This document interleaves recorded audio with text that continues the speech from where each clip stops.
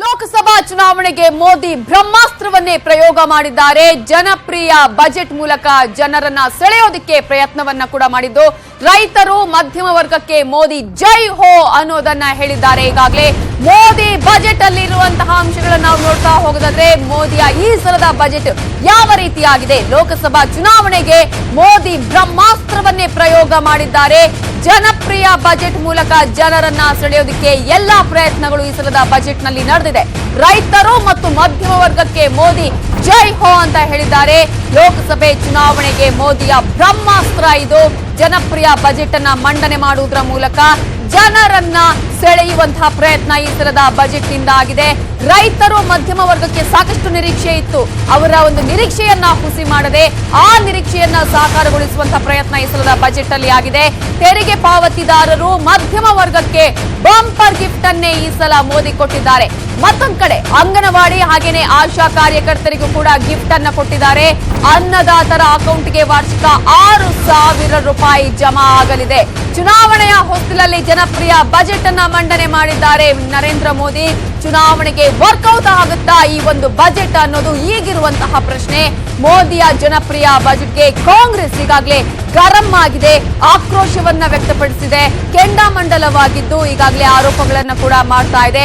ಇದು ಮೋದಿಯ ಜನಪ್ರಿಯ ಬಜೆಟ್ ಅಂತ ಹೇಳಿ ಕಾಂಗ್ರೆಸ್ ಈಗಾಗಲೇ ಗರಂ ಆಗಿದೆ. ಲೋಕಸಭೆ ಚುನಾವಣೆಗೆ ಮೋದಿ ಬ್ರಹ್ಮಾಸ್ತ್ರವನ್ನೇ ಪ್ರಯೋಗ ಮಾಡಿದ್ದು, ಜನಪ್ರಿಯ ಬಜೆಟ್ ಮೂಲಕ ಜನರನ್ನ ಸೆಳೆಯುವಂತಹ ಎಲ್ಲ ಪ್ರಯತ್ನ ಈ ಒಂದು ಬಜೆಟ್ ನಿಂದ ಆಗಿದೆ. ಮಧ್ಯಮ ವರ್ಗ ಹಾಗೆಯೇ ರೈತರಿಗೆ ಈ ಸಲದ ಒಂದು ಬಜೆಟ್ ಅಲ್ಲಿ ಬಂಪರ್ ಗಿಫ್ಟ್ ಅನ್ನೇ ಕೊಟ್ಟಿದ್ದಾರೆ. ಯಾರ್ಯಾರು ತೆರಿಗೆ ಪಾವತಿದಾರರಿದ್ದಾರೋ, ಮಧ್ಯಮ ವರ್ಗದವರು ಯಾರ್ಯಾರಿದ್ದಾರೋ ಅವರೆಲ್ಲರಿಗೂ ಕೂಡ ಒಂದು ಶುಭ ಸುದ್ದಿ ಇದು. ಅಂಗನವಾಡಿ ಆಶಾ ಕಾರ್ಯಕರ್ತರಿಗೂ ಕೂಡ ಬಂಪರ್ ಗಿಫ್ಟ್ ಅನ್ನೇ ಕೊಟ್ಟಿದ್ದಾರೆ. ಮತ್ತೊಂದು ಕಡೆ ಅನ್ನದಾತರ ಅಕೌಂಟ್ಗೆ ವಾರ್ಷಿಕ 6,000 ರೂಪಾಯಿ ಜಮೆ ಆಗುತ್ತೆ.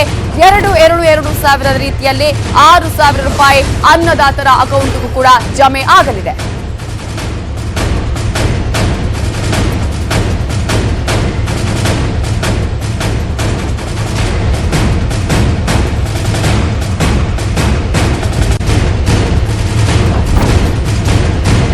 ರೀತಿಯ ಬಜೆಟ್ ಆಗಲಿದೆ ಅನ್ನುವ ನಿರೀಕ್ಷೆ ಇತ್ತು. ಜನಪರ ಬಜೆಟ್ ಆಗುತ್ತೋ, ಜನಪ್ರಿಯ ಬಜೆಟ್ ಆಗುತ್ತೋ ಅನ್ನೋದಕ್ಕೆ ಈಗ ಉತ್ತರ ಕೂಡ ಸಿಕ್ಕಿದೆ. ಮೋದಿಯ ಈ ಸಲದ ಬಜೆಟ್ ಜನಪ್ರಿಯ ಬಜೆಟ್ ಆಗಿದೆ. ಹಾಗಾಗಿ ಜನರನ್ನ ಸೆಳೆಯುವಂತಹ ಪ್ರಯತ್ನ ಈ ಒಂದು ಬಜೆಟ್ ನಿಂದ ನಡೆದಿದೆ. ರೈತರು ಮಧ್ಯಮ ವರ್ಗಕ್ಕೆ ಮೋದಿ ಬಂಪರ್ ಗಿಫ್ಟ್ ಅನ್ನೇ ಕೊಟ್ಟಿದ್ದಾರೆ. ಸಾಕಷ್ಟು ನಿರೀಕ್ಷೆ ಇದ್ದಿದ್ದು, ರೈತರು ಸಾಕಷ್ಟು ನಿರೀಕ್ಷೆಯನ್ನ ಇಟ್ಟುಕೊಂಡಿದ್ರು, ಮಧ್ಯಮ ವರ್ಗದವರು ಸಾಕಷ್ಟು ನಿರೀಕ್ಷೆಯನ್ನ ಇಟ್ಟುಕೊಂಡಿದ್ರು.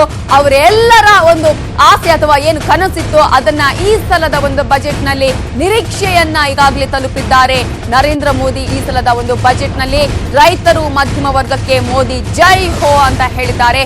ಆದ್ರೆ ಇಷ್ಟೆಲ್ಲ ಜನಪ್ರಿಯ ಬಜೆಟ್ ಮಂಡಿಸಿದ್ರು ಕೂಡ ಇದು ಚುನಾವಣೆಗೆ ವರ್ಕೌಟ್ ಆಗತ್ತಾ? ಇವೆಲ್ಲವನ್ನ ಗಮನಿಸಿದಂತಹ ಮತದಾರರು ಇದನ್ನ ಮತವಾಗಿ ಕನ್ವರ್ಟ್ ಮಾಡ್ತಾರಾ ಅನ್ನೋದು ಈಗಿರುವಂತಹ ಕುತೂಹಲ ಹಾಗೇನೆ ಪ್ರಶ್ನೆ. ಯಾಕಂದ್ರೆ ಈಗಾಗಲೇ ಮಧ್ಯಂತರ ಬಜೆಟ್ ಅನ್ನ ಕೂಡ ಮಂಡನೆ ಮಾಡಲಾಗುತ್ತೆ ಅಂತ ಹೇಳಲಾಗಿತ್ತು. ಹಾಗೇನೆ ಇದು ಮುಂದೆ ಕಂಟಿನ್ಯೂ ಆಗುವಂತಹ ಚಾನ್ಸಸ್ ಇದೆಯಾ? ಈ ಎಲ್ಲಾ ಯೋಜನೆಗಳು, ಈ ಎಲ್ಲಾ ಘೋಷಣೆಗಳು ಕಂಟಿನ್ಯೂ ಆಗುತ್ತಾ ಅನ್ನೋದು ಈಗಿರುವಂತಹ ಪ್ರಶ್ನೆ. ಚುನಾವಣೆಯ ಹೊಸ್ತಿಲಲ್ಲಿ ಮಧ್ಯಮ ವರ್ಗಕ್ಕೆ ಬಂಪರ್ ಅನ್ನೇ ಕೊಟ್ಟಿದ್ದಾರೆ.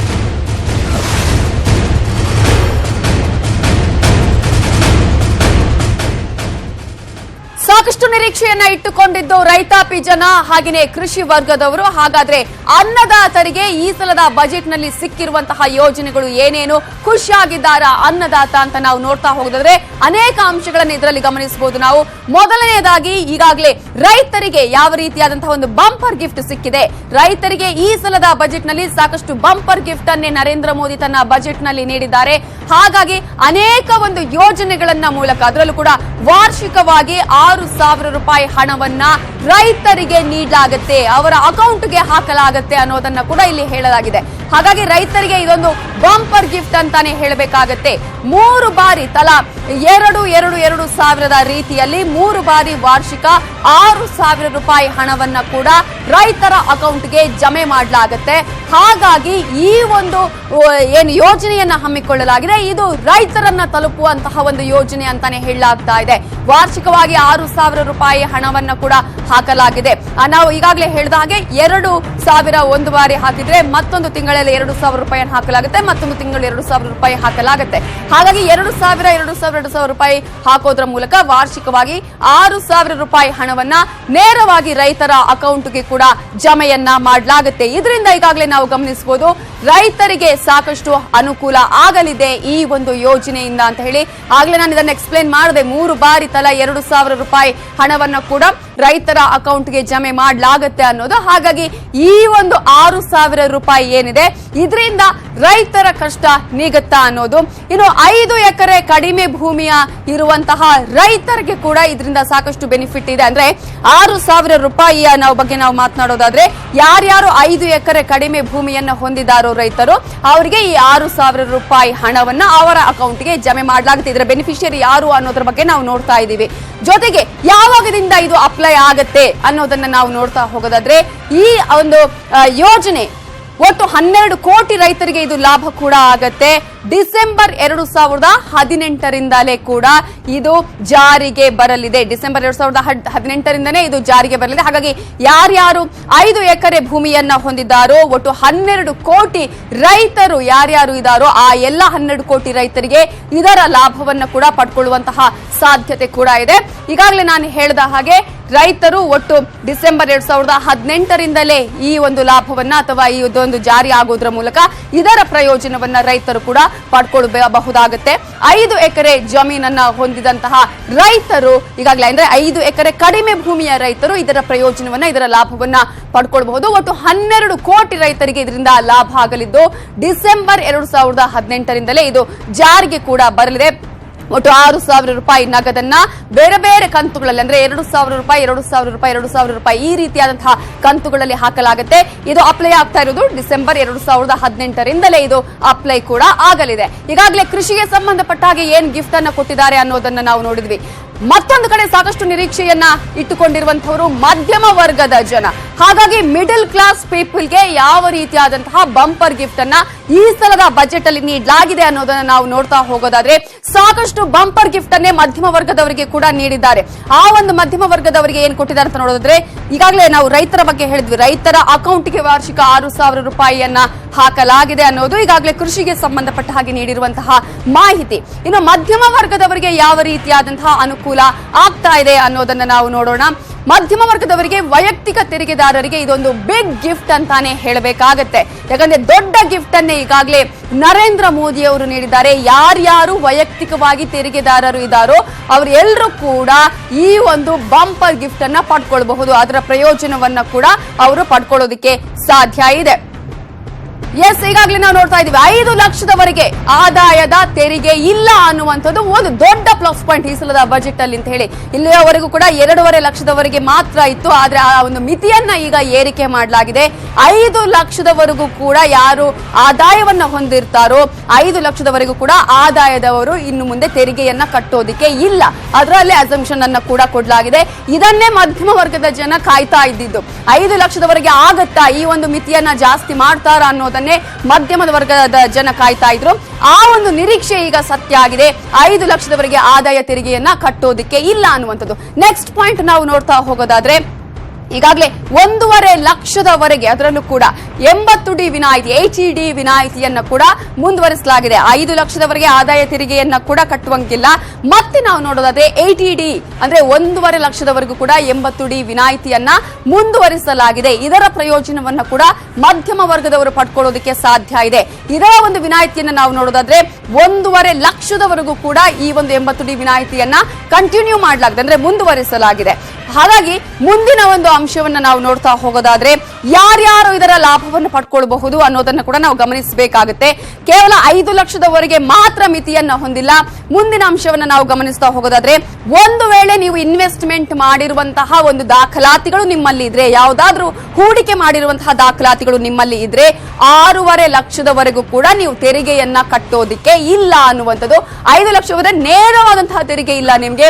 ಒಂದು ವೇಳೆ ನಿಮ್ಮ ಹತ್ರ ಯಾವುದಾದ್ರೂ ಹೂಡಿಕೆ ಮಾಡಿ ಮಾಡಿರುವಂತಹ ದಾಖಲಾತಿಗಳು ಇದ್ರೆ, ಇನ್ವೆಸ್ಟ್ಮೆಂಟ್ ಪ್ರೂಫ್ಸ್ ಇದ್ರೆ ಆ ಸಂದರ್ಭದಲ್ಲಿ ನೀವು 6.5 ಲಕ್ಷದವರೆಗೂ ಕೂಡ ನಿಮಗೆ ತೆರಿಗೆಯಿಂದ ವಿನಾಯಿತಿಯನ್ನ ಕೂಡ ಕೊಡಲಾಗಿದೆ. ಜೊತೆಗೆ ಇನ್ನು ಟಿಡಿಎಸ್ ಮಿತಿಯಲ್ಲೂ ಕೂಡ ಏರಿಕೆಯನ್ನ ಮಾಡಲಾಗಿದೆ. ಸಾಕಷ್ಟು ಜನರ ನಿರೀಕ್ಷೆ ಕೂಡ ಇದ್ದಿದ್ದು ಟಿಡಿಎಸ್ ಕತೆ ಏನು ಅನ್ನುವಂತಹ ಸಾಕಷ್ಟು ನಿರೀಕ್ಷೆ ಕೂಡ ಇತ್ತು. ಟಿಡಿಎಸ್ ಮಿತಿಯಲ್ಲೂ ಕೂಡ ಈಗಾಗಲೇ ಏರಿಕೆಯನ್ನ ಮಾಡಲಾಗಿದೆ ಈ ಸಲದ ಮೋದಿ ಬಜೆಟ್ ಅಲ್ಲಿ. ಮತ್ತೊಂದು ಅಂಶವನ್ನು ನಾವು ಈಗಾಗಲೇ ಗಮನಿಸಬೇಕು. ಮಧ್ಯಮ ವರ್ಗದವರಿಗೆ ಯಾವ ರೀತಿಯ ಬಂಪರ್ ಗಿಫ್ಟ್ ಅಂದ್ರೆ ಸ್ಟ್ಯಾಂಡರ್ಡ್ ಡಿಡಕ್ಷನ್ 40,000ರಿಂದ 50,000ಕ್ಕೆ ಏರಿಕೆ ಕೂಡ ಮಾಡಲಾಗಿದೆ ಈ ಸಲದ ಒಂದು ಬಜೆಟ್ ನಲ್ಲಿ. ಸ್ಟ್ಯಾಂಡರ್ಡ್ ಡಿಡಕ್ಷನ್ ಅನ್ನ 40,000ದವರೆಗೆ ಈಗಾಗಲೇ ಮಿತಿಯನ್ನ ಹೇರಲಾಗಿತ್ತು. ಆದ್ರೆ ಅದನ್ನ ಈ ಸಲ 50,000ಕ್ಕೆ ಕೂಡ ಏರಿಕೆ ಮಾಡಲಾಗಿದೆ. ಈಗಾಗಲೇ ನಾವು ಗಮನಿಸ್ತಾ ಇದ್ದೀವಿ ಮಧ್ಯಮ ವರ್ಗದವರಿಗೆ ಯಾವ ರೀತಿಯಾದಂತಹ ಒಂದು ಗಿಫ್ಟ್ ಅನ್ನು ಕೂಡ ಈ ಸಲ ಮೋದಿಯ ಬಜೆಟ್ ಅಲ್ಲಿ ನೀಡಲಾಗಿದೆ ಅನ್ನೋದು. ಅಂಚೆ ಕಚೇರಿಗಳ ಠೇವಣಿ ಮೇಲಿನ ಟಿಡಿಎಸ್ ನ ಮಿತಿಯನ್ನ ಕೂಡ ಈ ಒಂದು ಬಜೆಟ್ ಅಲ್ಲಿ ಏರಿಕೆ ಮಾಡಲಾಗಿದೆ. ಈಗಾಗಲೇ ಅಂಚೆ ಕಚೇರಿಗಳ ಠೇವಣಿ ಮೇಲಿನ ಟಿಡಿಎಸ್ ಅನ್ನ ಕೂಡ ಜಾಸ್ತಿ ಮಾಡಲಾಗಿದೆ ಈ ಸಲದ ಒಂದು ಬಜೆಟ್ ಅಲ್ಲಿ. ಯಾವ ರೀತಿಯಾಗಿ ಈಗಾಗಲೇ ಠೇವಣಿಯನ್ನ ಇಡ್ತಾ ಇದ್ರು, ಅಂಚೆ ಕಚೇರಿಗಳ ಮೇಲೆ ಠೇವಣಿ ಇತ್ತು, ಆ ಒಂದು ಟಿಡಿಎಸ್ ಏನ್ ಕಟ್ ಆಗ್ತಾ ಇತ್ತು ಅದರ ಒಂದು ಮಿತಿಯನ್ನ ಕೂಡ ಈ ಸಲ ಏರಿಕೆ ಮಾಡಲಾಗ್ತಾ ಇತ್ತು. ಮುಂದಿನ ಒಂದು ಅಂಶವನ್ನ ನಾವು ನೋಡೋದಾದ್ರೆ 10,000ದಿಂದ 40,000ಕ್ಕೆ ಈಗಾಗಲೇ ಏರಿಕೆಯನ್ನ ಕೂಡ ಮಾಡಲಾಗಿದೆ ಅನ್ನುವಂಥದ್ದು. ಒಂದ್ ಕಡೆ ಬಾಡಿಗೆ ಮೇಲಿನ ಟಿಡಿಎಸ್ ಮಿತಿಯನ್ನ ಕೂಡ ಈಗಾಗಲೇ ಏರಿಕೆ ಮಾಡಲಾಗಿದೆ. ಬಾಡಿಗೆ ಮೇಲಿನ ಟಿಡಿಎಸ್ ಅನ್ನ ಕೂಡ ಆ ಒಂದು ಲಿಮಿಟೇಷನ್ ಅನ್ನ ಈ ಸಲ ಇನ್ಕ್ರೀಸ್ ಮಾಡಲಾಗಿರುವಂತದ್ದು. ಇನ್ನು ಮನೆಯ ವಿಚಾರವನ್ನ ನಾವು ನೋಡಿದ್ರೆ ಆಗ್ಲೇ ನಾವು ಹೇಳ್ತಾ ಇದ್ರೆ ಬಾಡಿಗೆ ಮೇಲಿನ ಟಿಡಿಎಸ್ ಮಿತಿಯನ್ನ ಕೂಡ ಈ ಸಲದ ಒಂದು ಬಜೆಟ್ ಅಲ್ಲಿ ಜಾಸ್ತಿ ಮಾಡಲಾಗಿದೆ. ಹಾಗೇನೆ ಸಾಕಷ್ಟು ಅಂಶಗಳು ಕೂಡ ಈ ಒಂದು ರೆಂಟ್ ಮನೆಯನ್ನು ಯಾರ್ಯಾರು ಹೊಂದ್ಕೊಂಡಿದ್ದಾರೋ ಅವರಿಗೆ ಸಾಕಷ್ಟು ಉಪಯೋಗವಾಗುವಂತಹ ಒಂದು ಅಂಶಗಳನ್ನು ಕೂಡ ಈ ಸಲದಲ್ಲಿ ಹಾಕಲಾಗಿದೆ. ಇನ್ನು 1.8 ಲಕ್ಷದಿಂದ 2.4 ಲಕ್ಷದವರೆಗೆ ಅಂದ್ರೆ 1,80,000ದಿಂದ 2,40,000 ರೂಪಾಯಿವರೆಗೂ ಕೂಡ ಈ ಒಂದು ಏರಿಕೆಯನ್ನ ಈ ಸಲದ ಒಂದು ಬಜೆಟ್ ನಲ್ಲಿ ಮಾಡಲಾಗಿದೆ. ಟಿಡಿಎಸ್ ಮಿತಿಯನ್ನ ಏರಿಸಿರೋದನ್ನ ನಾವು ಗಮನಿಸೋದಿದ್ರೆ 1,80,000ದಿಂದ 2,40,000 ರೂಪಾಯಿವರೆಗೂ ಕೂಡ ಟಿಡಿಎಸ್ ಮಿತಿಯನ್ನ ಏರಿಕೆ ಮಾಡಲಾಗಿದೆ. ಇನ್ನು ಇಎಸ್ಐ ಮಿತಿ ಇಲ್ಲಿವರೆಗೂ ಕೂಡ ಎಲ್ರಿಗೂ ಗೊತ್ತಿರುವ ಹಾಗೆ 15,000 ರೂಪಾಯಿ ಇಎಸ್ಐ ಲಿಮಿಟೇಷನ್ ಅನ್ನ ಇತ್ತು. ಅದನ್ನ ಕೂಡ ಈ ಸಲ ಇನ್ಕ್ರೀಸ್ ಮಾಡಲಾಗಿರೋದು 21,000 ರೂಪಾಯಿವರೆಗೂ ಕೂಡ ಇಎಸ್ಐ ಮಿತಿಯನ್ನ ಈ ಸಲ ಏರಿಕೆ ಮಾಡಲಾಗಿದೆ. ಇಎಸ್ಐ ಕವರೇಜ್ ಈಗಾಗಲೇ 15,000ದವರೆಗೂ ಕೂಡ ಇತ್ತು. ಆ ಒಂದು ಕವರೇಜ್ ಅನ್ನ ಕೂಡ ಈ ಸಲ ಜಾಸ್ತಿ ಮಾಡಲಾಗಿದೆ. 21,000 ರೂಪಾಯಿವರೆಗೂ ಕೂಡ ಇಎಸ್ಐ ಕವರೇಜ್ ಅನ್ನ ಈ ಸಲ ಏರಿಕೆ ಮಾಡಲಾಗಿದೆ. ಅದರ ಬೆನಿಫಿಟ್ ಅನ್ನು 21,000 ರೂಪಾಯಿ ಯಾರು ಸ್ಯಾಲರಿಯನ್ನು ಪಡ್ಕೊಳ್ತಾರೋ ಅಲ್ಲಿಯವರೆಗೂ ಸ್ಯಾಲರಿ ಪಡ್ಕೊಳ್ಳುವವರು ಕೂಡ ಅದರ ಉಪಯೋಗವನ್ನ ಪಡ್ಕೊಳ್ಬಹುದಾಗುತ್ತೆ. ಮುಂದಿನ ಅಂಶವನ್ನ ನಾವು ಗಮನಿಸ್ತಾ ಹೋಗೋದಾದ್ರೆ ಕನಿಷ್ಠ ಪಿಂಚಣಿ. ಈಗಾಗಲೇ ಅದರ ಬಗ್ಗೆ ಸಾಕಷ್ಟು ನಿರೀಕ್ಷೆಯನ್ನ ಇಟ್ಕೊಂಡಿದ್ರು ಜನ. ಪಿಂಚಣಿಗೆ ಏನಾಗುತ್ತೆ, ಪೆನ್ಷನ್ ವಿಚಾರ ಏನಾಗುತ್ತೆ ಅನ್ನುವಂಥದ್ದು. ಕನಿಷ್ಠ ಪಿಂಚಣಿಯನ್ನ 1,000 ರೂಪಾಯಿವರೆಗೂ ಕೂಡ ಈಗ ಈ ಸಲದ ಬಜೆಟ್ ನಲ್ಲಿ ನಿಗದಿ ಮಾಡಲಾಗಿದೆ. ಒಂದು ಫಿಕ್ಸ್ ಮಾಡಲಾಗಿದೆ. ಈ ಸಲದ ಬಜೆಟ್ ನಲ್ಲಿ ಪೆನ್ಷನ್ ಎಷ್ಟು ರೂಪಾಯಿಗೆ ನಿಗದಿ ಆಗಬಹುದು ಅನ್ನುವಂತಹ ನಿರೀಕ್ಷೆಯನ್ನ ಯಾರ್ಯಾರು ಪೆನ್ಷನ್ ಅನ್ನ ಪಡ್ಕೊಳ್ತಾ ಇದ್ರು ಸಾಕಷ್ಟು ನಿರೀಕ್ಷೆಯನ್ನ ಇಟ್ಕೊಂಡಿದ್ರು. ಈ ಸಲ ಏನಾದ್ರೂ ಜಾಸ್ತಿ ಆಗುತ್ತಾ ಅಂತ ಹೇಳಿ ಕನಿಷ್ಠ ಪಿಂಚಣಿ 1,000 ರೂಪಾಯಿಗೆ ಈ ಸಲ ಫಿಕ್ಸ್ ಮಾಡಲಾಗಿರುವಂತದ್ದು. ಇನ್ನು ಮುಂದಿನ ಅಂಶವನ್ನ ನಾವು ನೋಡ್ತಾ ಹೋಗೋದಾದ್ರೆ ಈಗಾಗಲೇ ಪಿಂಚಣಿಯ ವಿಚಾರವನ್ನ ಕೂಡ ನಾವು ನೋಡಿದ್ರೆ ಮುಂದಿನ ವಿಚಾರವನ್ನ ನೋಡೋದಾದ್ರೆ ಅಸಂಘಟಿತ ಕಾರ್ಮಿಕರು ಯಾರ್ಯಾರು ಇದ್ದಾರೋ ಅಸಂಘಟಿತ ಕಾರ್ಮಿಕರಿಗೆ ಕೂಡ ಮೆಗಾ ಪೆನ್ಷನ್ ಸ್ಕೀಮ್ ಅನ್ನ ಕೂಡ ಈಗಾಗಲೇ ಹಾಕಲಾಗಿದೆ. ಅಸಂಘಟಿತ ಕಾರ್ಮಿಕರಿಗೆ ಸಾಕಷ್ಟು ಪೆನ್ಷನ್ ನ ವಿಚಾರದಲ್ಲಿ ಕೂಡ ನಾವು ಗಮನಿಸೋದಾದ್ರೆ ಒಂದು ರೀತಿಯಲ್ಲಿ ಯಾವುದೇ ಸರಿಯಾದಂತಹ ಯೋಜನೆಗಳು ಕೂಡ ಇರಲಿಲ್ಲ ಅನ್ನುವಂಥದ್ದು.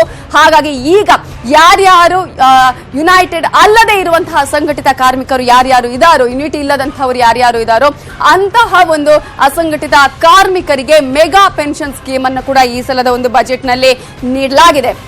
ಇನ್ನು ಮುಂದಿನ ಅಂಶವನ್ನ ನಾವು ನೋಡ್ತಾ ಹೋಗೋದಾದ್ರೆ 15,000ಕ್ಕಿಂತ ಕಡಿಮೆ ಆದಾಯವನ್ನ ಯಾರು ಹೊಂದಿದಾರೋ ಅಥವಾ ಕಡಿಮೆ ಆದಾಯವನ್ನು ಹೊಂದಿರುವಂತಹ ಕಾರ್ಮಿಕರು ಯಾರ್ಯಾರು ಇದ್ದಾರೋ 15,000ಕ್ಕಿಂತ ಕಡಿಮೆ ಆದಾಯವನ್ನು ಹೊಂದಿದಂತಹ ಕಾರ್ಮಿಕರಿಗೂ ಕೂಡ ಇದು ಅಪ್ಲೈ ಆಗುತ್ತೆ ಅನ್ನುವಂಥದ್ದನ್ನ ನಾವು ಗಮನಿಸಬೇಕಾಗತ್ತೆ.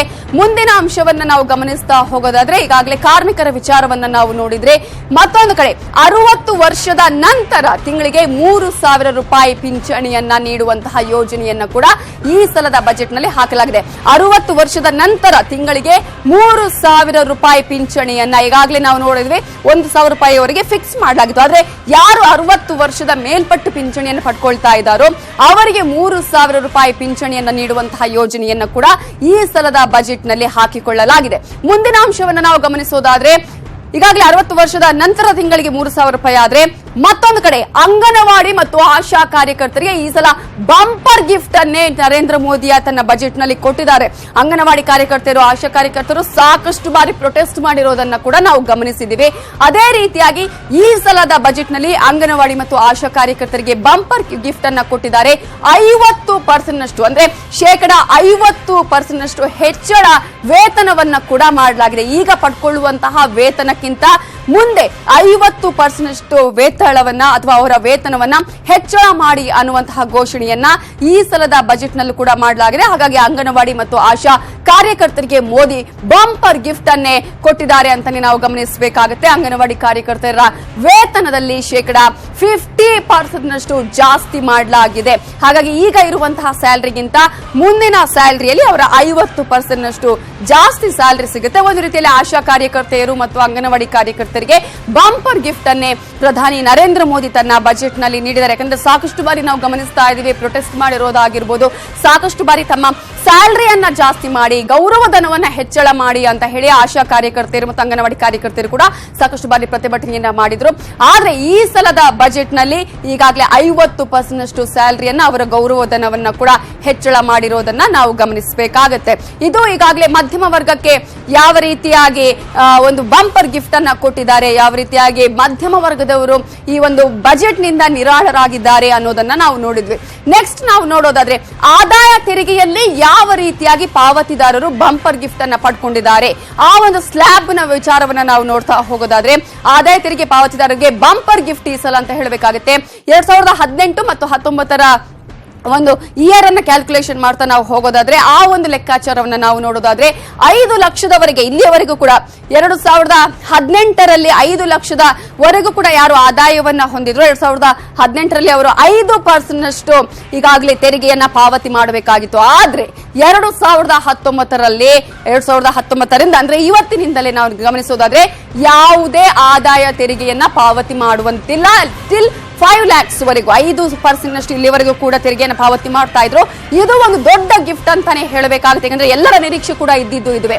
ಆ ನಂತರ 6.5 ಲಕ್ಷದಿಂದ 10 ಲಕ್ಷದವರೆಗೆ 2018ರಲ್ಲಿ 20% ತೆರಿಗೆಯನ್ನು ಪಾವತಿ ಮಾಡಬೇಕಾಗಿತ್ತು. ಅದರಲ್ಲಿ ಯಾವುದೇ ಚೇಂಜಸ್ ಆಗಿಲ್ಲ. 2019ರಲ್ಲೂ ಕೂಡ ಅದೇ ರೀತಿಯಾದಂತಹ 20% ತೆರಿಗೆಯನ್ನ ಪಾವತಿ ಮಾಡಬೇಕಾಗತ್ತೆ. ಆಮೇಲೆ 10 ಲಕ್ಷಕ್ಕಿಂತ ಮೇಲ್ಪಟ್ಟವರು, 10 ಲಕ್ಷಕ್ಕಿಂತ ಆದಾಯ ಹೊಂದಿರುವಂತಹವರು ಯಾರ್ಯಾರು ಇದ್ದಾರೋ ಅವರೆಲ್ಲರೂ ಕೂಡ 30% ತೆರಿಗೆಯನ್ನ ಪಾವತಿ ಮಾಡ್ತಾ ಇದ್ರು. 2019ರಲ್ಲೂ ಕೂಡ ಈಗಲೂ ಕೂಡ ಈ ಬಜೆಟ್ ಆದ ನಂತರ ಕೂಡ ಅವರು ಅದೇ ಪ್ರಮಾಣದಲ್ಲಿ 30% ಒಂದು ತೆರಿಗೆಯನ್ನ ಪಾವತಿ ಮಾಡಬೇಕಾಗುತ್ತೆ. ಅದರಲ್ಲಿ ಯಾವುದೇ ಚೇಂಜಸ್ ಅನ್ನ ಮಾಡಿಲ್ಲ. ಹಾಗಾಗಿ ಯಾರ್ಯಾರು ಕಡಿಮೆ ಆದಾಯವನ್ನ ಹೊಂದಿದ್ರು ಅಥವಾ ಮಧ್ಯಮ ವರ್ಗದ ಆದಾಯವನ್ನ ಯಾರ್ಯಾರು ಪಡ್ಕೊಂಡಿದ್ದಾರೋ, ತಲಾ 5 ಲಕ್ಷದವರೆಗೆ ವಾರ್ಷಿಕ ಆದಾಯವನ್ನ ಯಾರು ಪಡ್ಕೊಂಡಿದ್ದಾರೋ ಅವರಿಗೆ ಇದರಿಂದ ಬಹಳ ಲಾಭ ಆಗಿದೆ ಅಂತಾನೆ ಗಮನಿಸಬೇಕಾಗುತ್ತೆ.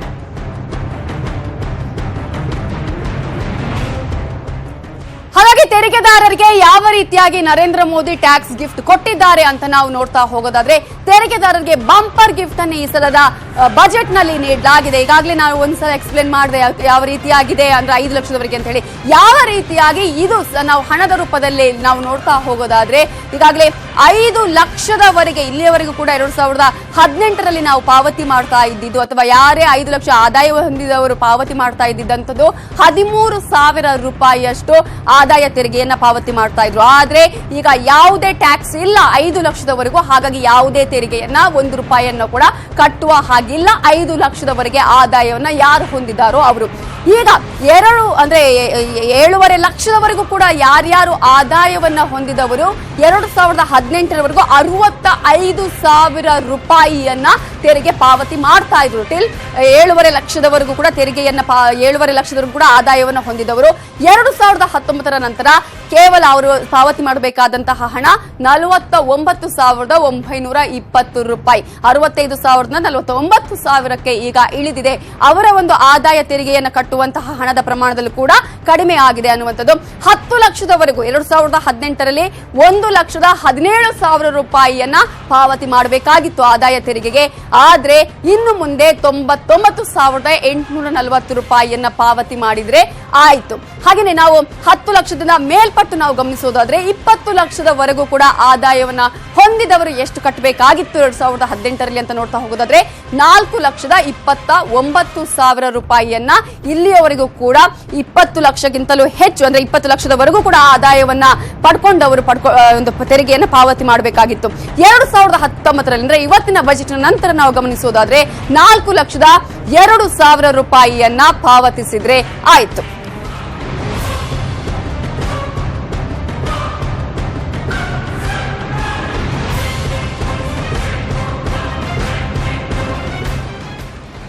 ಸಾಕಷ್ಟು ನಿರೀಕ್ಷೆಗಳನ್ನ ಇಟ್ಟುಕೊಂಡಂತಹ ಬಜೆಟ್ ಇದು. ಹಾಗಾಗಿ ಈ ಸಲ ಜನಪ್ರಿಯ ಬಜೆಟ್ ಅನ್ನೇ ಮಂಡಿಸ್ತಾರಾ ಅನ್ನುವಂತಹ ಲೆಕ್ಕಾಚಾರ ಇತ್ತು. ಅದೇ ರೀತಿಯಾಗಿ ಜನಪರ ಬಜೆಟ್ ಅನ್ನ ಈ ಸಲ ನರೇಂದ್ರ ಮೋದಿ ಅವರು ಈ ಸಲ ಬಜೆಟ್ ಅನ್ನ ಮಂಡನೆ ಮಾಡಿದ್ದಾರೆ. ಅದರಲ್ಲೂ ಕೂಡ ರೈತಾಪಿ ವರ್ಗಕ್ಕೆ, ಕಾರ್ಮಿಕ ವರ್ಗಕ್ಕೆ, ಮಧ್ಯಮ ವರ್ಗದವರಿಗೆ ಈ ಸಲದ ಬಜೆಟ್ ನಲ್ಲಿ ಬಂಪರ್ ಗಿಫ್ಟ್ ಅನ್ನೇ ಕೂಡ ಕೊಟ್ಟಿದ್ದಾರೆ. ತೆರಿಗೆದಾರರು ಯಾರ್ಯಾರು ಇದ್ದಾರೋ ಸಾಕಷ್ಟು ನಿರೀಕ್ಷೆಯನ್ನ ಇಟ್ಟುಕೊಂಡಿದ್ರು. 5 ಲಕ್ಷದವರೆಗೆ ಏನಾದ್ರು ಅಸಂಪ್ಷನ್ ಅನ್ನ ಕೊಡ್ತಾರಾ, ಅದುವೇ ಈ ಸಲ ಎಲ್ಲಾ ಕಡೆ ಚರ್ಚೆಗೆ ಬರ್ತಾ ಇದ್ದಿದ್ದು. ಹಾಗಾಗಿ ಆ ಒಂದು ನಿರೀಕ್ಷೆ ಕೂಡ ಸತ್ಯ ಆಗಿದೆ. ಎಸ್, ಮಲ್ಲಿಕಾರ್ಜುನ ಖರ್ಗೆ ಅವರು ಮಾತನಾಡ್ತಾ ಇದ್ದಾರೆ. ಪ್ರತಿಪಕ್ಷದ ನಾಯಕರಾಗಿರುವಂತಹ ಮಲ್ಲಿಕಾರ್ಜುನ ಖರ್ಗೆ ಏನ್ ಹೇಳ್ತಿದ್ದಾರೆ ನೋಡೋಣ.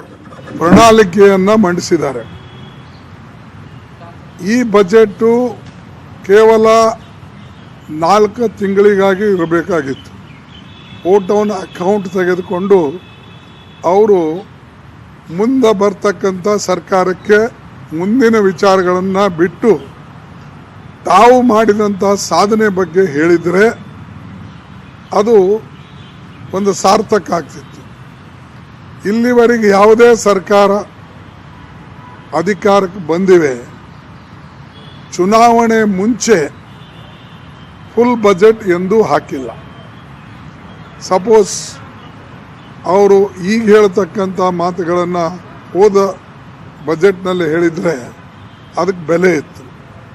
ಈಗ ಸಂಪೂರ್ಣವಾಗಿ ಚುನಾವಣೆಯ ದೃಷ್ಟಿಯಿಂದ ಮತ್ತು ವಿಶೇಷವಾಗಿ ಜನರಿಗೆ ಏನು ಹಿಂದೆ ಅವರು ಮಾತುಗಳನ್ನು ಕೊಟ್ಟಿದ್ದರು ಅದನ್ನು ಮರೆಸಬೇಕು ಅನ್ನತಕ್ಕಂಥ ದೃಷ್ಟಿಯಿಂದ ಬಜೆಟ್ ಇಟ್ಟಿದ್ದಾರೆ. ಆಮೇಲೆ ಉದಾಹರಣೆಗಾಗಿ ನಿಮ್ಗೆ ಹೇಳ್ತೇನೆ, ಹಿಂದೆ ಅನೇಕ ವರ್ಷಗಳಿಂದ ಸುಮಾರು 4-5 ವರ್ಷದಿಂದ ಹೇಳ್ಕೊಂಡು ಬಂದರು ನಾವು 15 ಲಕ್ಷ ರೂಪಾಯಿ ಪ್ರತಿಯೊಬ್ಬರಿಗೆ ಕೊಡ್ತೇವೆ ಅಂತ. ಇವತ್ತು ಬಜೆಟ್ನಲ್ಲಿ ರೈತರಿಗೆ ವರ್ಷಕ್ಕೆ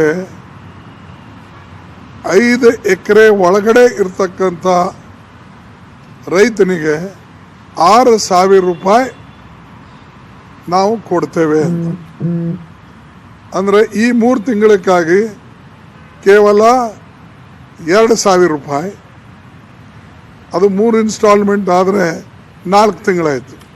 4 ತಿಂಗಳಿಗೆ 2,000 ರೂಪಾಯಿ. ಈಗ ಒಟ್ಟಾರೆ 3 ಇನ್ಸ್ಟಾಲ್ಮೆಂಟ್ ಅಂದರೆ 6,000 ರೂಪಾಯಿ. ಪ್ರತಿ ತಿಂಗಳ 500 ರೂಪಾಯಿ ಬೀಳುತ್ತೆ.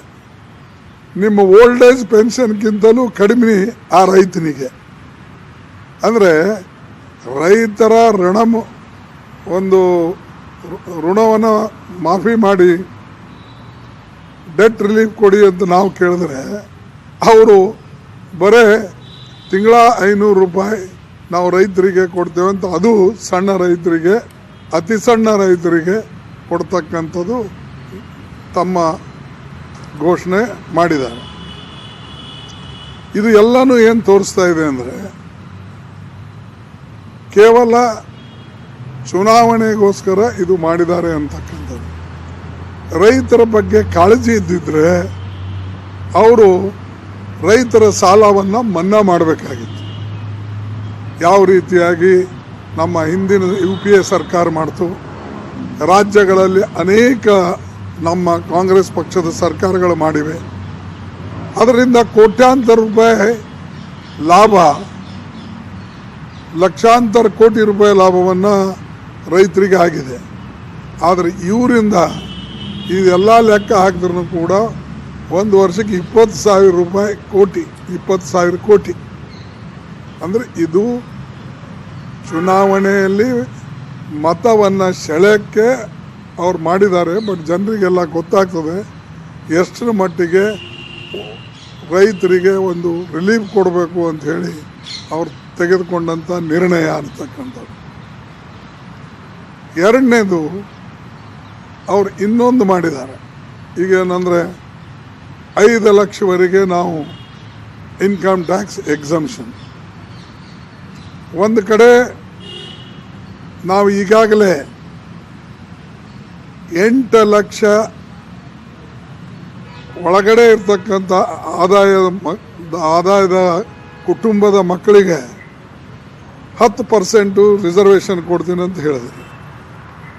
ಪ್ರಧಾನಿ ನರೇಂದ್ರ ಮೋದಿ ಅವರು ಕೂಡ ಮಾತನಾಡ್ತಾ ಇದ್ದಾರೆ, ನೋಡೋಣ.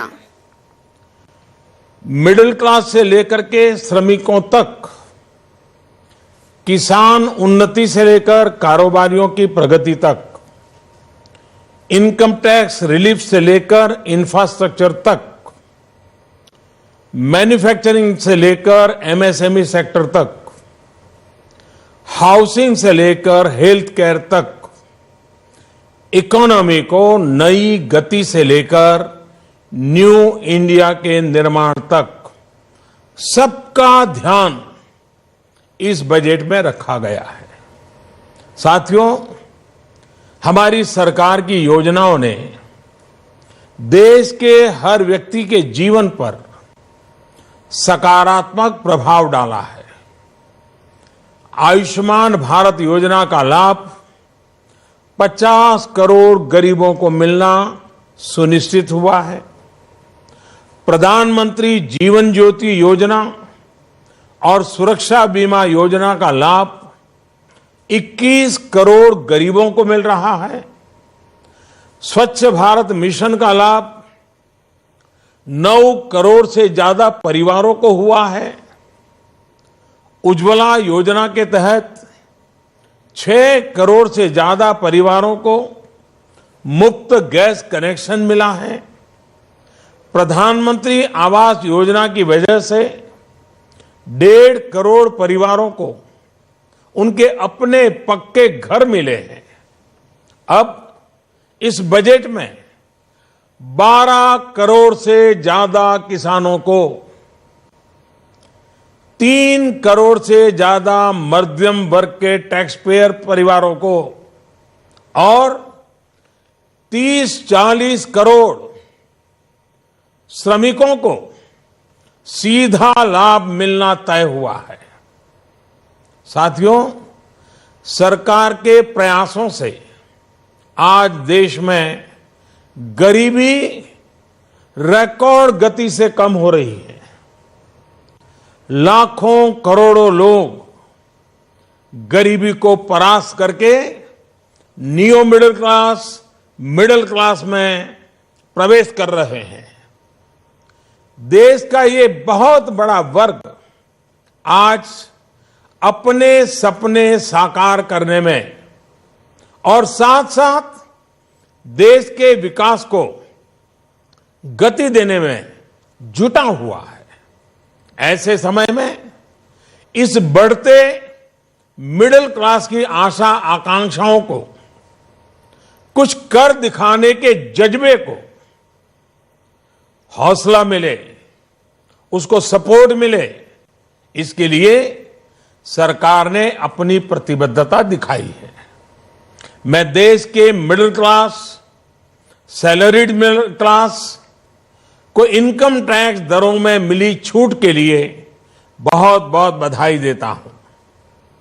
ये मध्यम वर्ग और उच्च मध्यम वर्ग की उदारता ही है, उनकी ईमानदारी ही है, कानून को मानकर चलने की उनकी प्रतिबद्धता ही है, जिसकी वजह से देश को टैक्स मिलता है, देश की योजनाएं बनती हैं, गरीब का कल्याण होता है.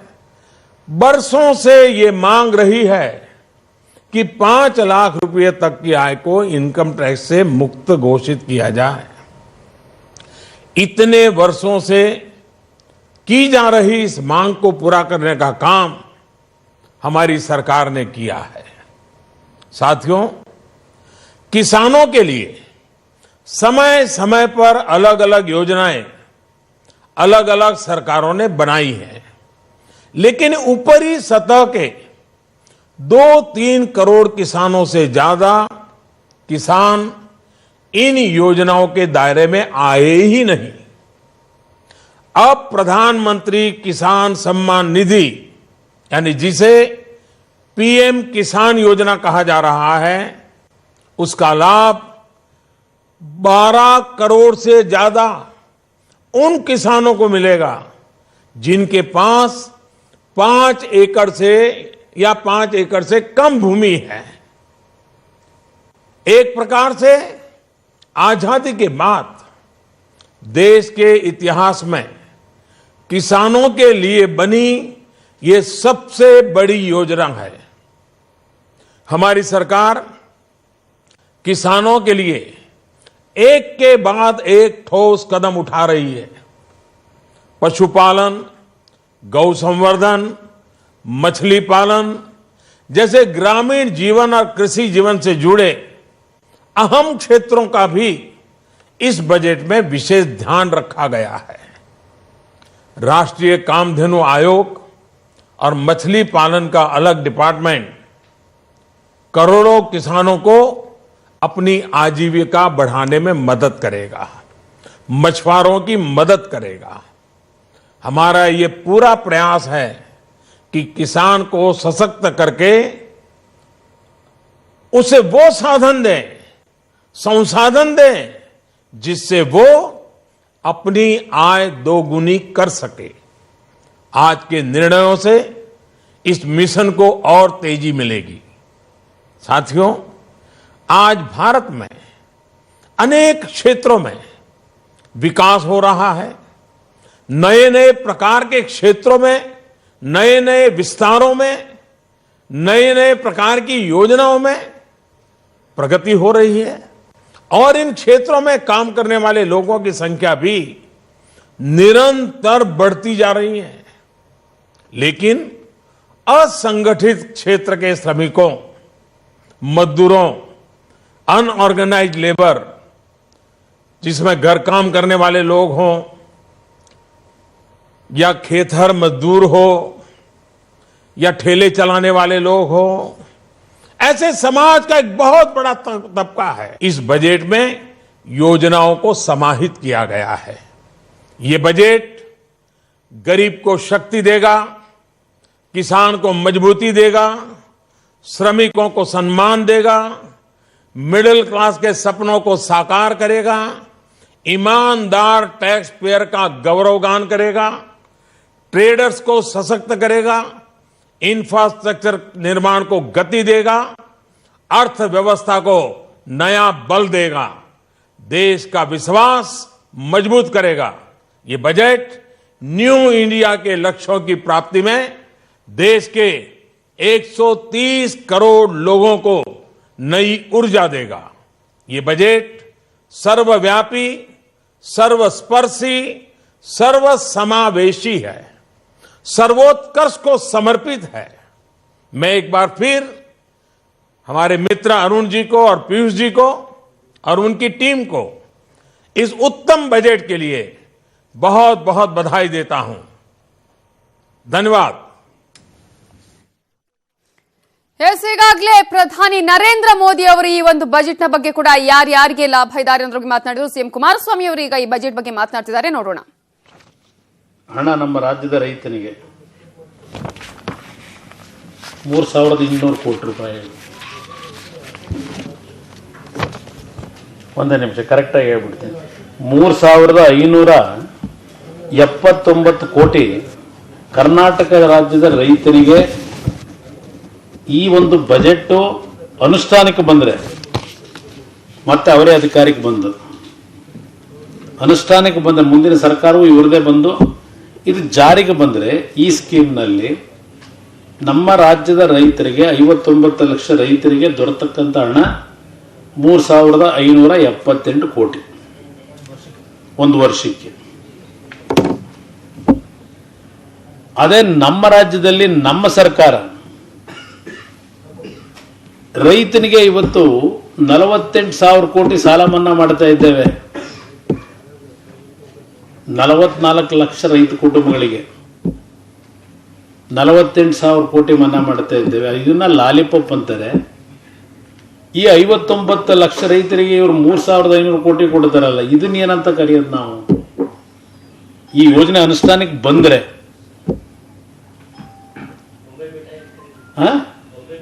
ಬೊಂಬೆ ಮಿಠಾಯಿ ಅಂತ ಕರೀಬಹುದು. ಇಲ್ಲ ಅದೆಂತದೋ ಇದು ತಂದು ಕೊಡ್ತಾರಲ್ಲ, ಪಾಪ್ಕಾರ್ನ್ ಅಲ್ಲ, ಅದೆಂತದೋ ಒಂದು ಕರೆಕ್ಟ್ ಕೆಂಪಿರುತ್ತೆ, ಸಣ್ಣದ ಒಂದು ಕಡ್ಡಿಗೆ ಸಿಗಿಸ್ಬಿಟ್ಟು ಕೊಡ್ತಾರೆ, ಕಾಟನ್ ಕ್ಯಾಂಡಿ. ಇದು ನರೇಂದ್ರ ಮೋದಿ ಅವರ ಕಾರ್ಯಕ್ರಮ. ಇವತ್ತು ನಿಮ್ಗೆ ಗಮನಕ್ಕೆ ತರ್ತೀನಿ ನಾನು. ನಮ್ಮ ರಾಜ್ಯದಲ್ಲಿ ರೈತರಿಗೆ ನಾವು 2008ನೇ ಇಸ್ವಿಯಿಂದ 10 HP ವರೆಗೆ ಅಂತ ಹೇಳಿ ಒಂದು ಗೈಡ್ಲೈನ್ ಮಾಡಿ ನಾವು ಬೋರ್ವೆಲ್ಗಳಿಗೆ ವಿದ್ಯುತ್ ಶಕ್ತಿಯನ್ನು ಪುಕ್ಕಟ್ಟೆಯಾಗಿ ಕೊಡ್ತಾ ಇದ್ದೇವೆ ಸಬ್ಸಿಡಿ ರೂಪದಲ್ಲಿ. ಈಗ ಅದು 7,000, 8,000, 9,000 ಕೋಟಿ ಅಂತಕ್ಕಂಥದ್ದು ಏನು ಪ್ರತಿ ವರ್ಷ ಏರಿಕೆ ಆಗ್ತಾ ಈಗಿನ ಸರ್ಕಾರದಲ್ಲಿ, ಈಗ ಸಮ್ಮಿಶ್ರ ಸರ್ಕಾರದಲ್ಲಿ ಪ್ರತಿ ವರ್ಷಕ್ಕೆ 11,000 ಕೋಟಿ ವಿದ್ಯುತ್ ಶಕ್ತಿಯನ್ನು ರೈತನಿಗೇನು ಕೊಡ್ತಾ ಇದ್ದೇವೆ ಸಬ್ಸಿಡಿ ರೂಪದಲ್ಲಿ. 11,000 ಕೋಟಿ ಇವತ್ತು ರಾಜ್ಯ ಸರ್ಕಾರ ಕೊಡುತ್ತೆ. ಇದೊಂದು ಬಾಪ್ತಲ್ಲಿ.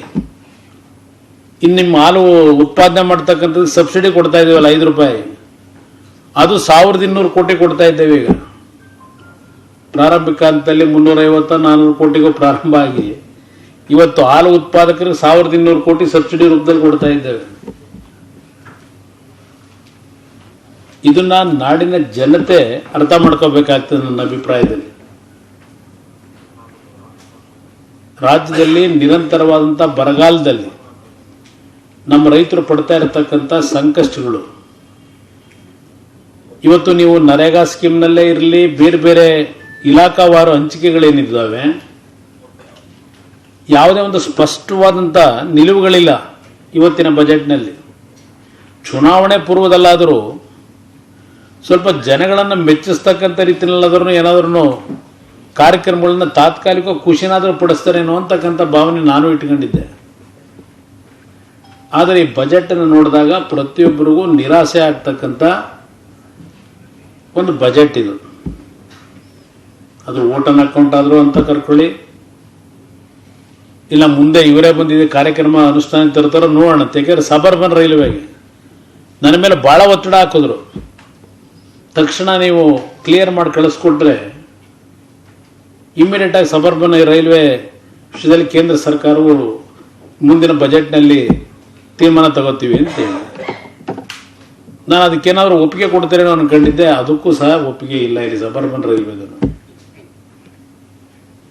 ಇದು ಬಿಜೆಪಿಯ 17 ಲೋಕಸಭಾ ಸದಸ್ಯರು ದೆಹಲಿಗೆ ಹೋಗಿ ಕಳೆದ 5 ವರ್ಷದಿಂದ ಹೋರಾಟ ಮಾಡಿ ಕೊನೆಯ ಹಂತದಲ್ಲಿ ಕರ್ನಾಟಕ ರಾಜ್ಯಕ್ಕೆ ತಂದಿರತಕ್ಕಂಥ ಕೊಡುಗೆ ಈ ಒಂದು ಬಜೆಟ್ನಲ್ಲಿ ಅನ್ನೋದನ್ನು ಬಿಜೆಪಿಯ 17 ಸಂಸತ್ ಸದಸ್ಯರಿಗೆ ರಾಜ್ಯದ ಜನತೆಯ ಮುಖಾಂತರ ಅಭಿನಂದನೆಯನ್ನು ಸಹ ಸಲ್ಲಿಸಲಿಕ್ಕೆ ಬಯಸ್ತಾ ಇದ್ದೇನೆ.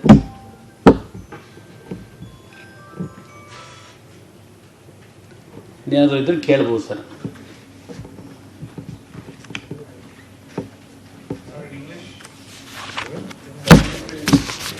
ಅನ್ನುವಂತಹ ಮಾತನ್ನ ಪ್ರತಿಕ್ರಿಯೆಯನ್ನ ಕೊಟ್ಟಿದ್ದಾರೆ ಸಿಎಂ ಕುಮಾರಸ್ವಾಮಿ. ಇವತ್ತಿನ ಕೇಂದ್ರದ ಬಜೆಟ್ ಬಗ್ಗೆ 3,578 ಕೋಟಿ ಹಣ ಅಷ್ಟೇ ಈಗ ರೈತರಿಗೆ ಸಿಕ್ಕಿರೋದು ಅನ್ನೋದನ್ನ ಹೇಳಿದ್ದಾರೆ. ಇಂಪ್ಲಿಮೆಂಟ್ ಮಾಡೋದಾದ್ರೆ ಅಂದ್ರೆ ಎಲೆಕ್ಷನ್ಗೆ ಅನ್ಅಕೌಂಟೆಡ್ ಮನಿ ಕೊಡೋದು ಒಂದು ಭಾಗ, ಚುನಾವಣೆಯಲ್ಲಿ ಮತ ಪಡೆಯಲಿಕ್ಕೆ ದೇಶದ ಜನತೆ ತೆರಿಗೆ ದುಡ್ಡನ್ನು ಇನ್ನೊಂದು ರೀತಿ ಅಫಿಷಿಯಲ್ ಆಗಿ ಕೊಡ್ತಕ್ಕಂಥ ತೀರ್ಮಾನ ಮಾಡ್ಕೊಂಡಿದ್ದಾರೆ ಅಂತ ತೀರ್ಮಾನಕ್ಕೆ ಬರಬೇಕಾಗುತ್ತೆ. ಇದರಿಂದ ಪಾಪ ರೈತನಿಗೆ ಎಷ್ಟು ಅನುಕೂಲಗಳಾಗುತ್ತೋ ಗೊತ್ತಿಲ್ಲ. 12 ಕೋಟಿ ಆ ಸಂಖ್ಯೆನೂ ಹೇಳ್ಕೊಂಡಿದ್ದಾರೆ. ಅದು ಎಷ್ಟರ ಮಟ್ಟಿಗೆ ರೈತನಿಗೆ ಅನುಕೂಲ ಆಗ್ಬೋದು? So they're calling it as a game changer. So the 6,500 rupees what you're going to deposit to farmers' account in 3 phases. They call it a big step as part of Narendra Modi government and so much. What is the big step?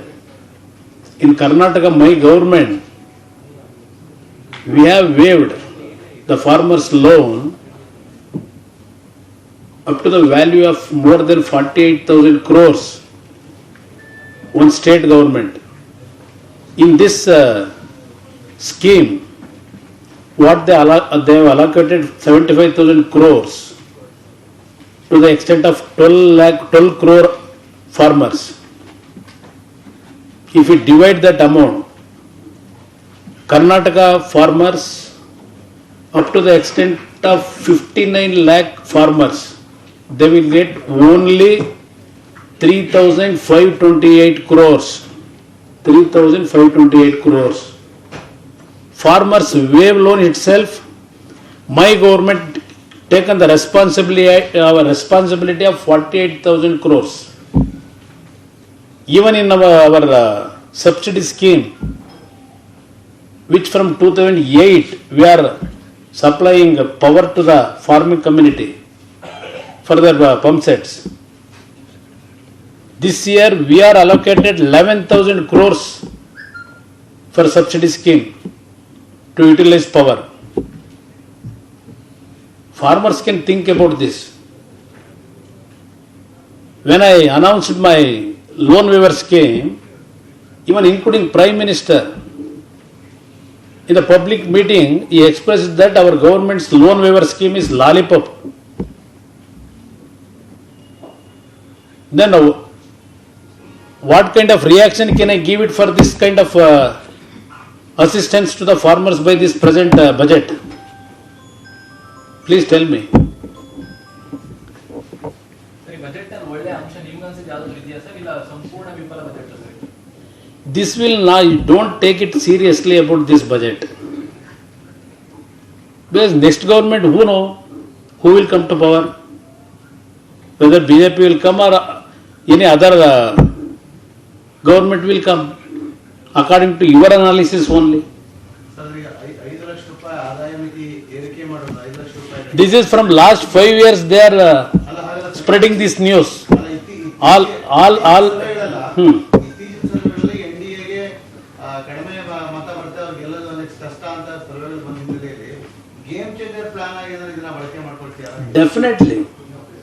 Whatever the budget today they have presented, this is not a serious budget, according to me, because I sorry to say that our present official finance minister is not there. He is in treatment. Temporary finance minister who have presented this budget, according to me, this budget is not prepared by the central government officials also. Some BJP friends, a group of friends, they have prepared this budget and they have presented on the floor of the house. Sir ಈಗ ಆ budget central government budget ಪರಿಣಾಮ ನಮ್ಮ state government budget ಮೇಲೆ reflect ಇದ್ರೆ It will. I am not depending on central government budget. Vote for budget. I think Chidambaram told like that. Vote for budget, not vote on account. Sir ಈ ಸರಿ budget ಇಂದ ರಾಜ್ಯಕ್ಕೆ ಎಷ್ಟು assistance ಸಿಕ್ತು sir centre ಇಂದ? I am not expecting in a big way. Sir Kannada ready sir.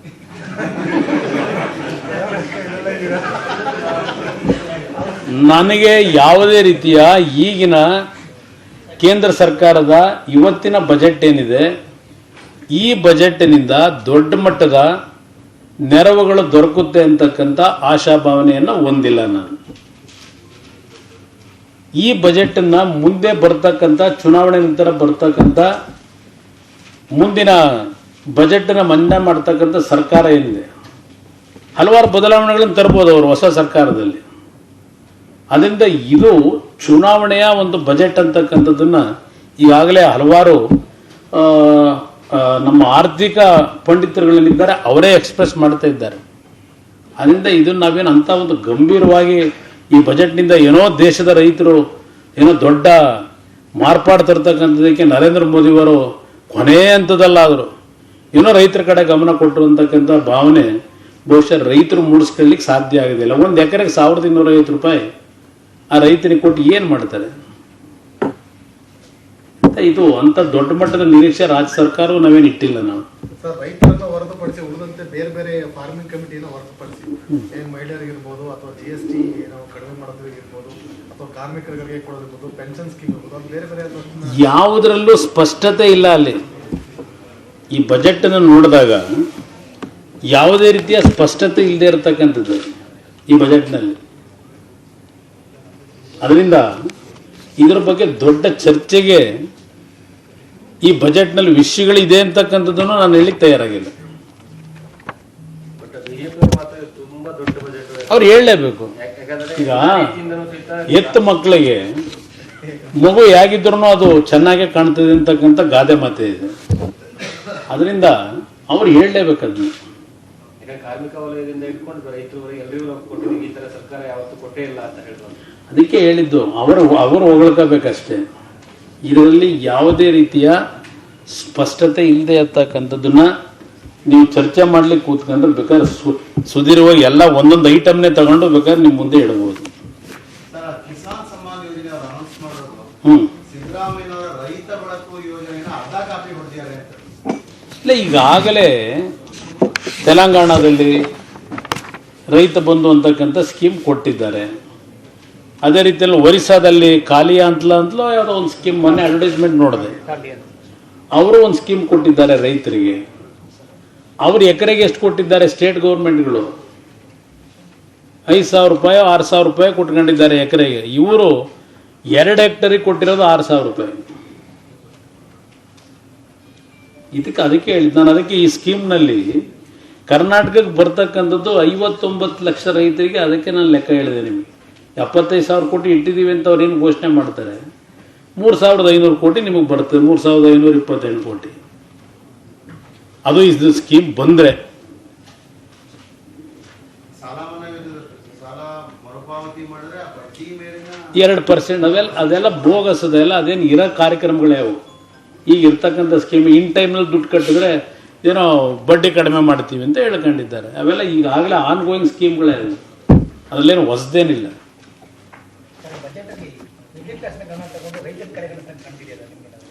Middle ಕ್ಲಾಸ್ಗೂ ಏನಂತ ದೊಡ್ಡ ಮಟ್ಟದ ಬೋನಸ್ ಏನಿಲ್ಲ, ಬೆನಿಫಿಟ್ ಏನಿಲ್ಲ. ಅದೇನು 5 ಲಕ್ಷ ರೂಪಾಯಿಗಳವರೆಗೆ ಆದಾಯದ ಮಿತಿ ಏರಿಸಿರೋದು ಏನು ದೊಡ್ಡ ವಿಷಯನ?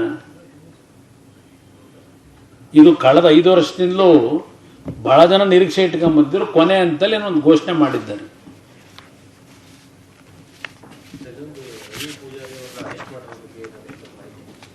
ಈಗ ರವಿ ಪೂಜಾರಿ ಅವರ ಬಂಧನ ಏನಿದೆ,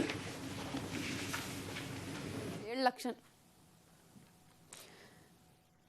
ಕೇಂದ್ರದ ಬಜೆಟ್ ಬಗ್ಗೆ ಈಗ ಸಿಎಂ ಕುಮಾರಸ್ವಾಮಿ ಅವರು ಪ್ರತಿಕ್ರಿಯೆಯನ್ನ ಕೊಟ್ಟಿದ್ದಾರೆ. ಯಾವುದೇ ಈ ಒಂದು ಬಜೆಟ್ನಿಂದ ದೊಡ್ಡ ಪ್ರಮಾಣದ ನೆರವು ಸಿಗೋದಿಲ್ಲ ಕರ್ನಾಟಕಕ್ಕೆ. 3,578 ಕೋಟಿ ರೂಪಾಯಿಯ ನೆರವು ಅಷ್ಟೇ ಸಿಗೋದಿಕ್ಕೆ ಸಾಧ್ಯ ಇರುವುದು 1 ವರ್ಷಕ್ಕೆ. ಅದು ಅನುಷ್ಠಾನಕ್ಕೆ ಬಂದ್ರೆ ಮಾತ್ರ. ರಾಜ್ಯ ಸರ್ಕಾರ 11,000 ಕೋಟಿಯನ್ನ ಸಬ್ಸಿಡಿಯಾಗಿ ಈಗಾಗಲೇ ನೀಡ್ತಾ ಇದೆ. ಹಾಗಾಗಿ ಈ ಒಂದು ಬಜೆಟ್ ಇದು ಬೊಂಬಾಯಿ ಮಿಠಾಯಿ ಬಜೆಟ್ ಅನ್ನುವಂತಹ ಪ್ರತಿಕ್ರಿಯೆಯನ್ನು ಕೂಡ ಈಗ ಸಿಎಂ ಕುಮಾರಸ್ವಾಮಿ ಅವರು ಕೊಟ್ಟಿದ್ದಾರೆ. ಹಾಗಾಗಿ 59 ಲಕ್ಷ ರೈತರಿಗೆ ಸಿಗೋದು ಕೇವಲ 3,578 ಕೋಟಿ ರೂಪಾಯಿ. ಯಾರಿಗೂ ಕೂಡ ಸಾಕಾಗೋದಿಲ್ಲ ಅನ್ನುವಂತಹ ಮಾತನ್ನು ಹೇಳಿದ್ದಾರೆ. ಬಿಜೆಪಿ ನಾಯಕರು ಕೂತು ಸಿದ್ಧಪಡಿಸಿದ ಬಜೆಟ್ ಅನ್ನುವ ರೀತಿ ಆಗಿದೆ. ಈ ಒಂದು ಬಜೆಟ್ ನಾನು ಯಾವುದೇ ಕಾರಣಕ್ಕೂ ಕೂಡ ಗಂಭೀರವಾಗಿ ಪರಿಗಣನೆ ಮಾಡೋದಿಲ್ಲ ಅನ್ನುವಂತಹ ಮಾತನ್ನ ಕೂಡ ಈಗಾಗಲೇ ಪ್ರತಿಕ್ರಿಯೆಯನ್ನ ಕೊಟ್ಟಿದ್ದಾರೆ ಸಿಎಂ ಕುಮಾರಸ್ವಾಮಿ ಅವರು. ಯಾವುದೇ ಇದರಲ್ಲಿ ಸ್ಪಷ್ಟತೆ ಕೂಡ ಕಾಣಿಸ್ತಾ ಇಲ್ಲ ಅನ್ನೋದನ್ನ ಹೇಳಿದ್ದಾರೆ.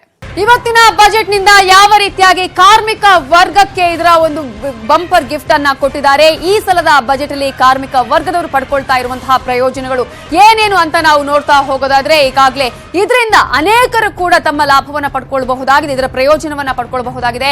ಅಂಗನವಾಡಿ ಮತ್ತು ಆಶಾ ಕಾರ್ಯಕರ್ತರು ಕೂಡ ಇದರ ಲಾಭವನ್ನ ಪಡ್ಕೊಳ್ಬಹುದು. ಈ ಸಲದ ಒಂದು ಬಜೆಟ್ ನಿಂದ ಯಾವ ರೀತಿಯಾಗಿ ಅಂತ ನಾವು ನೋಡ್ತಾ ಹೋಗೋದಾದ್ರೆ 50% ನಷ್ಟು ಈಗಾಗಲೇ ಅವರ ಒಂದು ಗೌರವ ಧನವನ್ನ ಕೂಡ ಹೆಚ್ಚಳ ಮಾಡಲಾಗಿದೆ. ಮಾಡಲಾಗಿದೆ. ಅಂಗನವಾಡಿ ಮತ್ತು ಆಶಾ ಕಾರ್ಯಕರ್ತರ 50% ವೇತನವನ್ನ ಕೂಡ ಈ ಸಲದ ಬಜೆಟ್ನಲ್ಲಿ ಹೆಚ್ಚಳ ಮಾಡುವುದರ ಮೂಲಕ ಕಾರ್ಮಿಕ ವರ್ಗಕ್ಕೆ ಈಗಾಗಲೇ ಈ ಒಂದು ಲಾಭವನ್ನ ಪಡ್ಕೊಳ್ಳುವಂತಹ ಸಾಧ್ಯತೆ ಕೂಡ ಇದೆ. ಇನ್ನು ಈಗಾಗಲೇ ನಾವು ಗಮನಿಸಬಹುದು, ಅನ್ಆರ್ಗನೈಸ್ಡ್ ಆಗಿರುವಂತಹ ಅನೇಕ ಸಂಘಟನೆಗಳು ಕೂಡ ಇರುತ್ತೆ. ಅಸಂಘಟಿತ ಸಂಘಟನೆಯವರೆಗೂ ಕೂಡ ಈಗಾಗಲೇ ಈ ಒಂದು ಬಜೆಟ್ ನಡಿ ಅನೇಕ ಪ್ರಯೋಜನಗಳನ್ನು ನೀಡುವಂತಹ ನಿಟ್ಟಿನಲ್ಲಿ ಯೋಜನೆಯನ್ನ ಮಾಡಿಕೊಳ್ಳಲಾಗಿದೆ. ಅಸಂಘಟಿತ ಕಾರ್ಮಿಕರಿಗೆ ಪಿಂಚಣಿಯನ್ನ ನೀಡುವಂತಹ ಒಂದು ಯೋಜನೆಯನ್ನ ಈ ಒಂದು ಬಜೆಟ್ನಲ್ಲಿ, ಈ ಸಲದ ಬಜೆಟ್ನಲ್ಲಿ ಘೋಷಣೆ ಮಾಡಲಾಗಿರುವಂತದ್ದು. ಹಾಗಾಗಿ ಕಾರ್ಮಿಕ ವರ್ಗದವರಿಗೆ ನಾವು ಗಮನಿಸುವುದಾದ್ರೆ ಪ್ರತಿ ತಿಂಗಳು 100 ರೂಪಾಯಿಯನ್ನ ಪಾವತಿ ಮಾಡಬೇಕಾಗತ್ತೆ. ಅಸಂಘಟಿತ ಕಾರ್ಮಿಕರು ಪಿಂಚಣಿಯನ್ನ ಕೂಡ ಪಡ್ಕೊಳ್ಳುವಂತಹ ಒಂದು ಸಾಧ್ಯತೆ ಕೂಡ ಇದೆ. ಹಾಗಾಗಿ ಪ್ರತಿಯೊಬ್ಬ ಕಾರ್ಮಿಕರು ಅಂದ್ರೆ ಪ್ರತಿ ತಿಂಗಳು ಇಲ್ಲಿ 100 ರೂಪಾಯಿಯನ್ನ ಪಾವತಿ ಮಾಡಬೇಕಾಗತ್ತೆ. ಆ ನಂತರ ಅಂದ್ರೆ ಯಾವ ರೀತಿಯಾಗಿ ಅಂತ ನಾವು ನೋಡ್ತಾ ಹೋಗೋದಾದ್ರೆ 100 ರೂಪಾಯಿಯನ್ನ ಪ್ರತಿ ತಿಂಗಳು ಪಾವತಿಸಿದ ನಂತರ ಯಾರ್ಯಾರು 60 ವರ್ಷದವನ್ನ ಮೇಲ್ಪಟ್ಟು ಇರ್ತಾರೋ ಅಥವಾ 60 ವರ್ಷ ಆದ ನಂತರ ಅವರಿಗೆ ಆ ಒಂದು ಠೇವಣಿ ಅಥವಾ ಪೆನ್ಷನ್ ಅನ್ನ ನೀಡುವಂತಹ ಚಾನ್ಸಸ್ ಕೂಡ ಇರುತ್ತೆ. 60 ವರ್ಷ ಮೇಲ್ಪಟ್ಟವರು ಪಿಂಚಣಿಯನ್ನ ಪಡ್ಕೊಳ್ಳುವಂತಹ ಸಾಧ್ಯತೆ ಇದೆ. ಪ್ರತಿ ತಿಂಗಳು 100 ರೂಪಾಯಿಯನ್ನ ಅವರು ಕಟ್ಟಬೇಕಾಗತ್ತೆ. ಈಗಾಗಲೇ ಈ ಒಂದು ಪೆನ್ಷನ್ಗೆ ನಾವು ಗಮನಿಸೋದಾದ್ರೆ ಅಂತ ಹೇಳಿ 100 ರೂಪಾಯಿಯಂತೆ 60 ವರ್ಷದ ನಂತರ ಅವರು ಆ ಒಂದು ಪಿಂಚಣಿಯ ಪ್ರಯೋಜನವನ್ನ ಕೂಡ ಪಡ್ಕೊಳ್ಬಹುದಾಗತ್ತೆ. ಹಾಗೆ ಈಗಾಗಲೇ ನಾನು ಹೇಳಿದ ಹಾಗೆ 60 ವರ್ಷ ದಾಟಿದ ಮೇಲೆ ಪಿಂಚಣಿ ಸಿಗುವಂತಹದ್ದು ಮಾಸಿಕವಾಗಿ ನಾವು ಎಷ್ಟಾಗುತ್ತೆ ಅಂದ್ರೆ ತಿಂಗಳಿಗೆ ಎಷ್ಟು ಸಾವಿರ ರೂಪಾಯಿ ಮಾಸಿಕವಾಗಿ ಅವರಿಗೆ ಪಿಂಚಣಿ ಸಿಗುತ್ತೆ ಅನ್ನೋದನ್ನ ಕೂಡ ನಾವು ನೋಡ್ತಾ ಹೋಗೋದಾದ್ರೆ ಅವರಿಗೆ ಮಾಸಿಕವಾಗಿ 3,000 ರೂಪಾಯಿಯಷ್ಟು ಪಿಂಚಣಿಯನ್ನ ನೀಡುವಂತಹ ಘೋಷಣೆಯನ್ನ ಕೂಡ ಈ ಸಲದ ಒಂದು ಬಜೆಟ್ ನಲ್ಲಿ ಮಾಡಲಾಗಿದೆ. 60 ವರ್ಷ ದಾಟಿದ ಮೇಲೆ ಅವರು ಪಿಂಚಣಿಯನ್ನ ಪಡ್ಕೊಳ್ಳಬಹುದು. ಮಾಸಿಕವಾಗಿ 3,000 ರೂಪಾಯಿ ಪೆನ್ಷನ್ ಅನ್ನ ಪಡೆದುಕೊಳ್ಳುವಂತಹ ಘೋಷಣೆಯನ್ನ ಕೂಡ ಈ ಸಲದ ಬಜೆಟ್ ನಲ್ಲಿ ಮಾಡಲಾಗಿದೆ. ಇದು ಸಾಕಷ್ಟು ಪೆನ್ಷನ್ದಾರರಿಗೆ ಕೂಡ ಒಂದು ರೀತಿಯಲ್ಲಿ ಪ್ರಯೋಜನ ಆಗಿದೆ. ಇನ್ನು ಇಎಸ್ಐ ಅರ್ಹತೆಯ ಮಿತಿಯನ್ನ ಕೂಡ ಹೆಚ್ಚಳ ಮಾಡಲಾಗಿದೆ. ಈಗಾಗಲೇ ಯಾರ್ಯಾರು ಇಎಸ್ಐ ಅನ್ನು ಹೊಂದಿರುವವರಿಗೆ 15,000 ಸ್ಯಾಲರಿ ಇರುವವರಿಗೆ ಇಎಸ್ಐ ಅನ್ನ ಒಂದು ಅವರ ಆ ಕವರೇಜ್ ಕೂಡ ಇತ್ತು ಇಲ್ಲಿಯವರೆಗೂ ಕೂಡ. ಈಗ ಅದರ ಲಿಮಿಟ್ ಅನ್ನ ಕೂಡ ಜಾಸ್ತಿ ಮಾಡಲಾಗಿದೆ. 15ರಿಂದ 21,000ವರೆಗೆ ಯಾರು ಸ್ಯಾಲರಿಯನ್ನ ಪಡ್ಕೊಂಡಿದ್ದಾರೋ ಅವರು ಇನ್ನು ಮುಂದೆ ಇದರ ಲಾಭವನ್ನು ಕೂಡ ಪಡ್ಕೊಳ್ಳಬಹುದಾಗಿದೆ. ಇಎಸ್ಐ ಲಾಭವನ್ನ 15ರಿಂದ 21,000ಕ್ಕೆ ಈಗ ಹೆಚ್ಚಳವನ್ನ ಮಾಡಲಾಗಿರುವಂತದ್ದು. ಹಾಗಾಗಿ ಯಾರು 21,000ದ ಒಳಗೆ ತಮ್ಮ ಸ್ಯಾಲರಿಯನ್ನ ಪಡ್ಕೊಂಡಿರ್ತಾರೋ ಅವರು ಇನ್ನು ಮುಂದೆ ಇಎಸ್ಐಯ ಲಾಭವನ್ನ, ಅದರ ಪ್ರಯೋಜನವನ್ನ ಕೂಡ ಪಡ್ಕೊಳ್ಳುವಂತಹ ಒಂದು ವ್ಯವಸ್ಥೆಯನ್ನ ಈ ಸಲದ ಬಜೆಟ್ ನಲ್ಲಿ ಘೋಷಣೆ ಮಾಡಲಾಗಿದೆ. ಆ ನಂತರ ನಾವು ನೋಡ್ತಾ ಹೋಗೋದಾದ್ರೆ ಗ್ರಾಚ್ಯುಟಿ ಲಿಮಿಟ್ ಅನ್ನ ಈಗಾಗಲೇ 10 ಲಕ್ಷದವರೆಗೆ ಈಗಾಗಲೇ ಲಿಮಿಟ್ ಅನ್ನ ಮಾಡಲಾಗಿತ್ತು. ಗ್ರಾಚ್ಯುಟಿ ಲಿಮಿಟ್ ಅನ್ನ ನಾವು ನೋಡೋದಾದ್ರೆ 10ರಿಂದ 30 ಲಕ್ಷದವರೆಗೂ ಕೂಡ ಗ್ರಾಚ್ಯುಟಿ ಲಿಮಿಟ್ ಅನ್ನ ಈಗ ಏರಿಕೆ ಮಾಡಲಾಗಿದೆ.